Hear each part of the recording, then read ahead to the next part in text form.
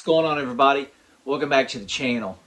I was just sitting down here in the game room and I had an idea for a video, but I didn't really know how to go about making it. So I just kind of threw some stuff together, but what I really want to talk about today is if you could pick one year to go back to from your childhood, what year would that be? And that's a really hard question. There was some awesome years that had some awesome movies, video games, music, and television shows. And I just didn't know if I could pick one. So I'm going to do a little series on the channel where I just go back and talk about stuff that came out in the prior years. But I wanted to start with one of the best years I ever remember from when I was a kid. And that year is 1991.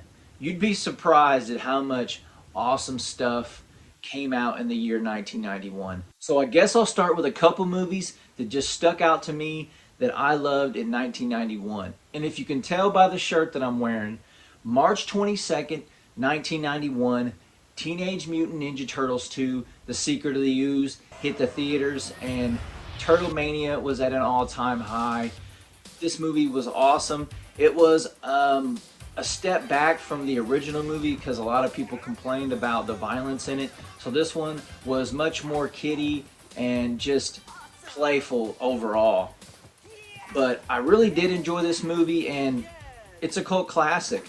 It's one of my favorite movies, and I can just watch it over and over with no problem. Teenage Mutant Ninja Turtles 2, The Secret of the Ooze.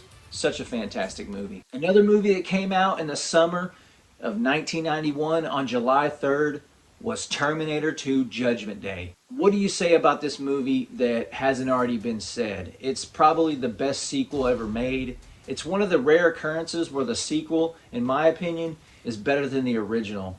Both of them are great, but just Arnold, man, at that time, he was on top of the world and he could do no wrong. James Cameron made a fantastic movie. It's still one that I can just rewatch over and over and over. It's so awesome looking to have those graphics back in 1991. I just couldn't believe some of the stuff. Just the makeup, the CGI was just mind-blowing back then. And it's just a great movie. And it's a movie that people quote and still talk about today. And just in time for the holiday season of 1991, on November 16th, in the theaters, they dropped one of the best Christmas movies of all time, the original Home Alone. What do you say about Home Alone? It's one of the best movies and Christmas movies that I've ever seen. It's hilarious, it's outrageous, it's everything you want in a Christmas movie. Home Alone became a cultural hit and a huge box office smash. I'm pretty sure that it's the highest grossing movie from 1991. It was just fantastic, funny, exciting, and when you were a kid watching Kevin McAllister, you just wanted to be him, right? You just wanted to set traps and just catch the burglars trying to, burglarize your home. And there's just so many quotable parts from this movie, and it's a movie that you can just rewatch now. So what a huge movie to be dropped in 1991. Before we move away from movies, I do want to give a couple honorable mentions. Silence of the Lambs came out in 1991. It's a really good movie. It won a ton of awards, and it's one of the best movies that came out that year. Another movie that don't get talked about very much, but I love it, is a movie called What About Bob with Bill Murray. In my opinion, one of his greatest roles. It was so funny, and it was so dry, and it was just so original. If you haven't had a chance to check out What About Bob, it's a really good movie, so give it a watch.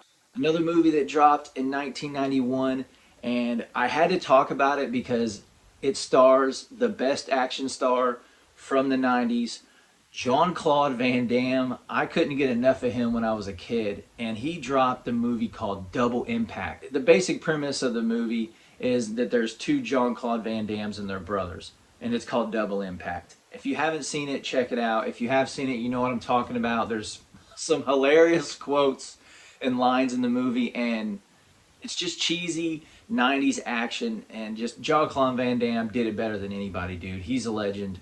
Now we'll talk about some iconic music that was released in 1991. And man, this is incredible. When I went back to research this, and I was thinking, all these albums came out in 1991. just completely blew me away. The first album that I want to talk about was dropped August 27th, 1991, Pearl Jam's debut album, 10. If you haven't heard this album, I don't know what to tell you. It's one of the greatest albums ever made. It's a huge hit.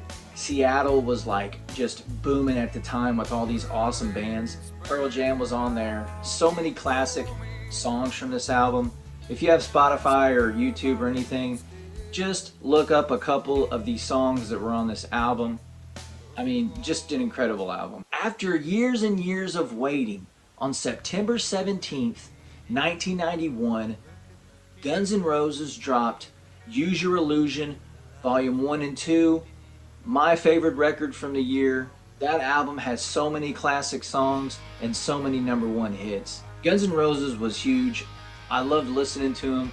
My dad would listen to them, like whenever the song came on in the car or something, or the truck, he would just turn it up. And it's like, I don't know, Axl Rose was just larger than life. And there was so many fans of his music, and it took forever for this album to come out, and it was just anticipation. And when he finally dropped it, I think it's a masterpiece. 10 out of 10 in my opinion. It's a fantastic double album. Use Your Illusion, Volume 1 and 2. And if we're talking about iconic music that dropped in 1991, we would be fools if we did not recognize the biggest album to drop commercially in 1991. And that's Nirvana's Nevermind. The grunge scene just went to a whole new level when this album dropped. September 24th, 1991, 1 week after Guns N' Roses dropped their album, this banger came out. There's so many classic songs on this album. If you listen to alternative music or grunge or whatever they called it at the time, you know this album. It won a shit ton of awards. It's one of the best albums ever made, and that's not my opinion. That's just cultural fact. It sold a bazillion copies.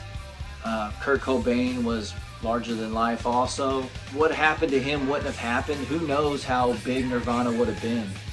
But definitely the biggest album that dropped that year. And it's an iconic album. Check it out. And just like the movies, I want to give some honorable mentions to some more fantastic albums that came out. Metallica, the Black Album. It was their 5th studio album. It's a classic. Metallica was huge at the time.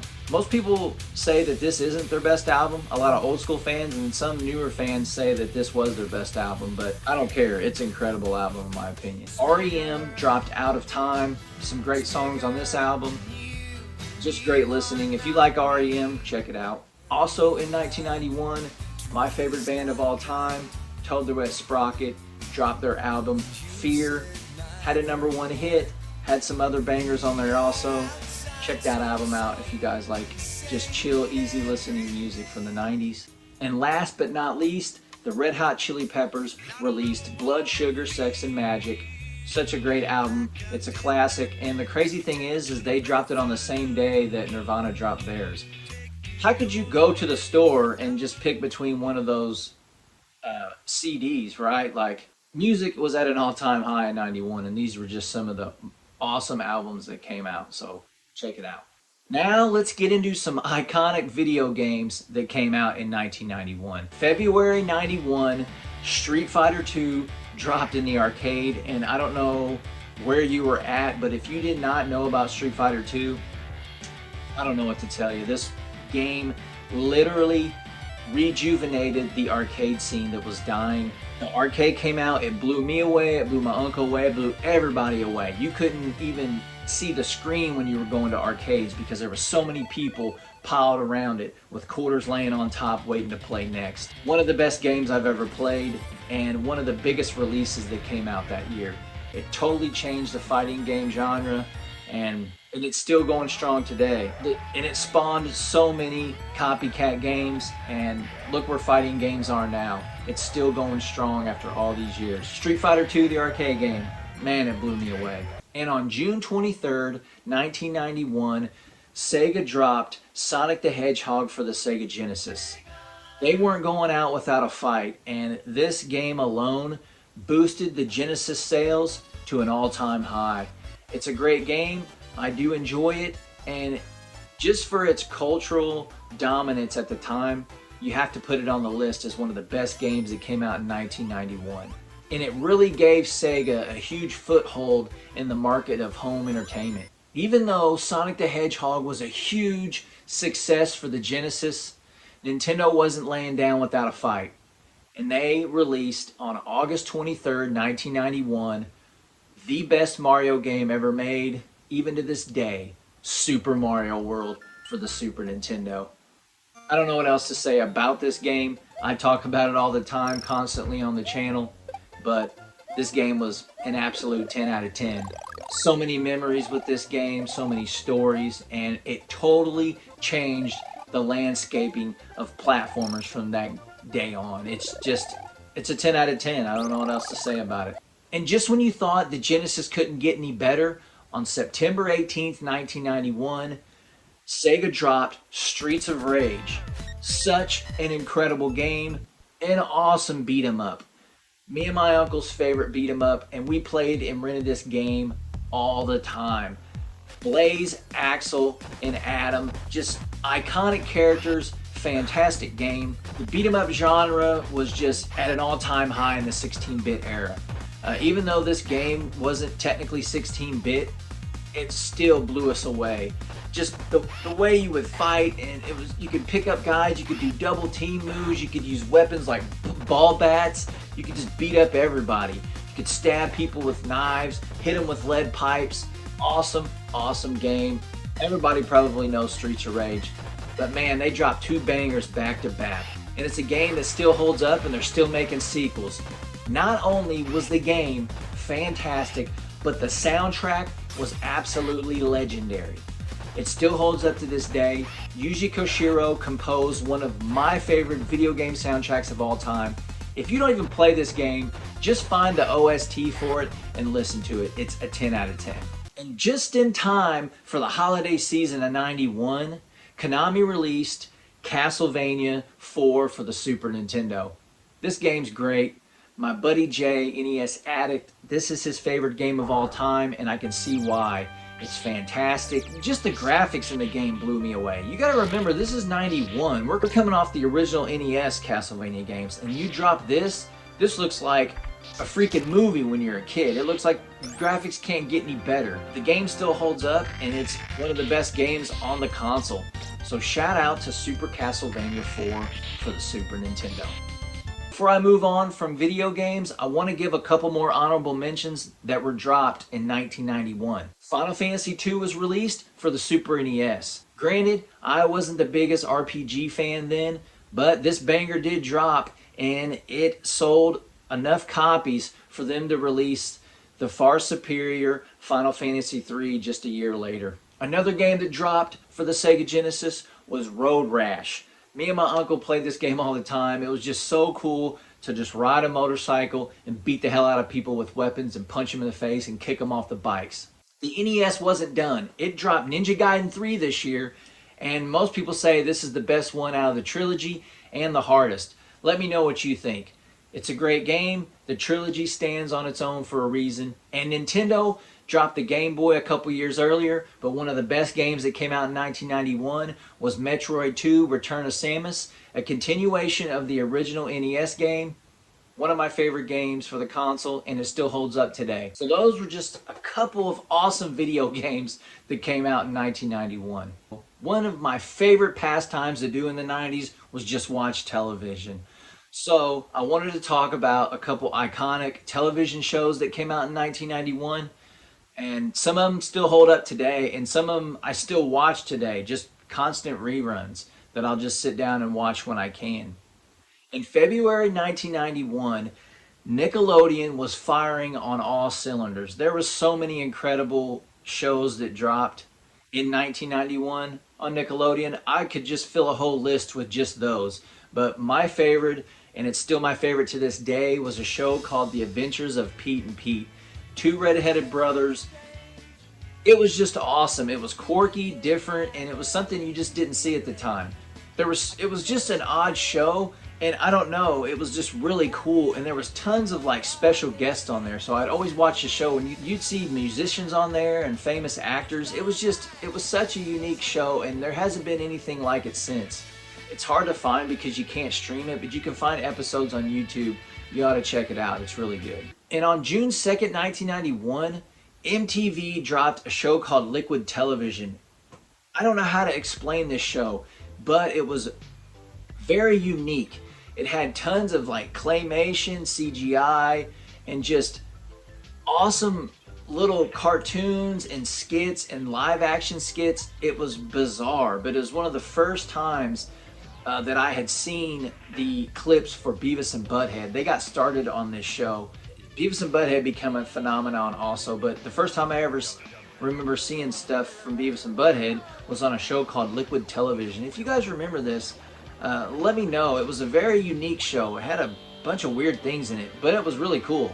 Another show that Nickelodeon dropped that was just, we shouldn't have been watching at this age, was the Ren and Stimpy show on August 11th, 1991.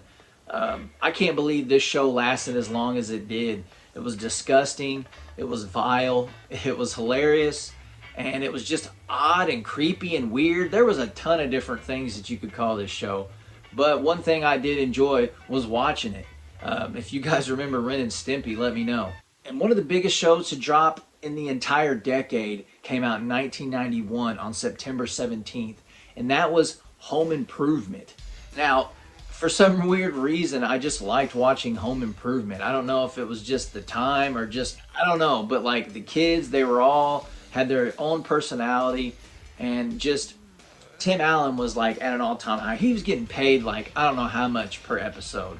After a couple seasons in, he was getting like, I don't know, $1 million or something, which was insane for an episode of a show. So Home Improvement, how many people remember that one? It was a classic. And a couple more honorable mentions, just because I did it with every other category. Like I said, Nickelodeon dropped a ton of great shows. And here's just a couple other ones that I really enjoyed. Doug was an awesome cartoon on Nickelodeon. I don't know, I just related to it. It was easy to watch, funny, and hilarious. Rugrats, it's Rugrats. I mean, there's still an episode of that show that really freaks me out, and I'll talk about it sometime. But yeah, Rugrats. And a show called Salute Your Shorts. It was a show about teens that went to a summer camp, and I just really enjoyed that. It was super relatable. And a show on Fox called Dinosaurs. It was an odd show also. It only lasted a season or two, but I really enjoyed it, and it was just an odd thing. It was like a show about dinosaurs. And the dad was like a working class blue collar worker. I don't know. It was just really fun to watch. Well, that's 1991. I could have talked about a shit ton of other things, but I wanted to just showcase a couple of these that I found interesting. If you guys have anything interesting that you played, watched, or listened to from 1991, put it in the comment section below. Like I always say in every video before I end it, we all can't help everybody, but everybody can help somebody. Be grateful, have a great day, and keep on reminiscing, y'all. Peace out.